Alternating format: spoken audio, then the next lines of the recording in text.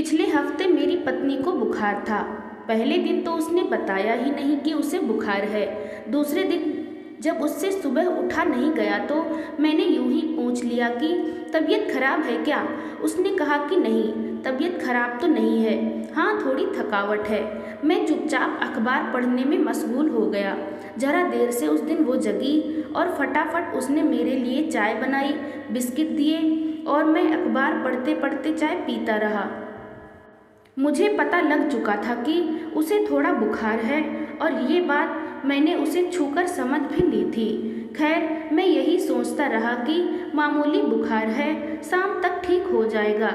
उसने थोड़े बुखार में ही मेरे लिए नाश्ता तैयार किया। नाश्ता करते हुए मैंने उसे बताया कि आज खाना बाहर है, इसलिए तुम खाना मत बनाना। उसने धीरे से कहा कि अरे ऐसी कोई बात नहीं, खाना तो बना दूंगी। लेकिन मैंने कहा कि नहीं नहीं, दफ्तर की कोई मीटिंग है, उसके बाद खाना बाहर ही है। फिर मैं तैयार होकर निकल गया। मैं पुरुष हूँ, पुरुष मजबूत दिल के होते हैं। ऐसी मामूली बीमारी से पुरुष विचलित नहीं होते। मैं दफ्तर चला गया।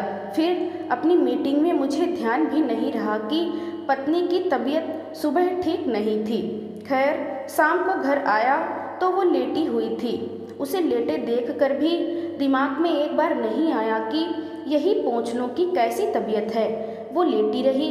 मैंने अपने कपड़े बदले और पूछ बैठा कि खाना। पत्नी ने मेरी ओर देखा और लेटे लेटे उसने कहा कि अभी उठती हूँ, बस अब ठीक हूँ। जैसे ही उसने कहा कि मैं ठीक हूँ, मुझे ध्यान आ गया कि अरे सुबह तो उसे बुखार था। खैर, अपनी शर्मिंदगी छिपाते हुए मैंने कहा कि कोई बात नहीं, तुम लेटी रहो। मैं रसोई में गया। मैंने अंदाज़ा लगाया कि उसने दोपहर में खाना नहीं खाया, क्योंकि खाना तो बना ही नहीं। मैंने फ्रिज से कुछ निकाला, उसके लिए ब्रेड जैम लिया और अपने पति धर्म को निभाते हुए, खुद पर गर्व करते हुए उसके आगे खाने की प्लेट कर दी। पत्नी ने ब्रेड का एक टुकड़ा उठाया, मुझे आंखों से धन्यवाद कहा और मन से कहा कि पति हो तो ऐसा, इतनी केयर करने वाला। मैंने एक दो बार यूं ही पूछ लिया कि तुम कैसी हो, कोई दवा दो क्या, और अपने कंप्यूटर आदि को देखता हुआ सो गया। पत्नी अगली सुबह जल्दी उठ गई। मुझे लगा कि वो ठीक हो गई है और मैंने फिर उसके बुखार पर चर्चा नहीं की। मैंने मान लिया कि वो ठीक हो गई है। कल मुझे सर्दी हो गई थी, 2-3 बार छींक आ गई थी। घर गया तो पत्नी ने कहा कि तुम्हारी तो तबीयत ठीक नहीं है। उसने सिर पर हाथ रखा और कहा कि बुखार तो नहीं है, लेकिन गला खराब लग रहा है। ऐसा करो, तुम लेट जाओ, मैं सरसों का तेल गरम करके छाती में लगा देती हूँ। मैंने 1-2 बार कहा कि नहीं नहीं, ऐसी कोई बात नहीं, लेकिन पत्नी ने मुझे कमरे में भेज ही दिया। मैं बिस्तर पर लेटा ही था कि मेरे लिए शानदार काढ़ा बनकर आ गया। अब मेरा गला खराब था तो काढ़ा बनना ही था। काढ़ा पीकर लेट गया। फिर 10 मिनट में गर्मा गर्म सूप सामने आ गया। उसने कहा कि गर्म सूप से गले को पूरी राहत मिलेगी। सूप पिया तो वो मेरे पास आ गई और मेरे सिर को सहलाने लगी। कहने लगी कि इतनी तबीयत खराब है, इतना काम क्यों करते हो। बचपन में जब कभी मुझे बुखार होता था, माँ सारी रात मेरे सिरहाने बैठी रहती थी। मैं सोता था, वो जागती थी। आज मैं लेटा हुआ था, मेरी पत्नी मेरा सिर सहला रही थी। मैं धीरे धीरे सो गया। जगा तो वो गले पर विक्स लगा रही थी। मेरी आँख खुली तो उसने पूछा, कुछ आराम मिल रहा है।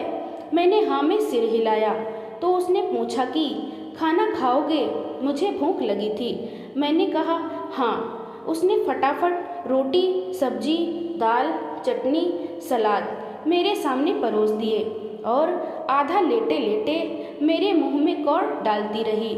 मैंने चुपचाप खाना खाया और लेट गया।